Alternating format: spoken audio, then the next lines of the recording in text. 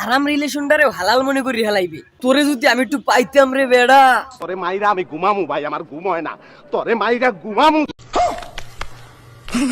Straight forward তাকে বলো জান। হ্যাঁ তোর জানের কপালে মারি পিসা, তুই জান পরান সানিলিও নোরাপাথি ছাড়া মাহফিল করতে পারো না। স্ট্রেট ফরওয়ার্ড তাকে বলো জান। এই হালার ফেলা, তুই জান পরান বাবু সোনা ছাড়া আর কোনো কথা জানো না হালার ফেলা।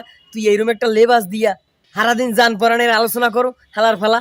হালার ফেলা তুই তো হুজুরকে মানিজ্যের সম্মান নষ্ট করো। লেটস কনভার্ট আওয়ার রিলেশনশিপ, চলো এটাকে হালাল করে নেই।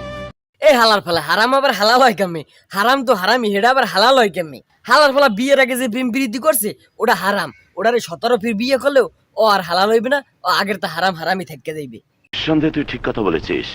বাঁচবো তোমার সাথে, মরবো তোমার সাথে। মরার দরকার নাই, মরার দরকার নাই। তোর এই বছর আডি উডুম হালার ফেলা, তোর এই বছর মানুষে কুরবানি দেবে, আডি নিয়ে তোর বেশ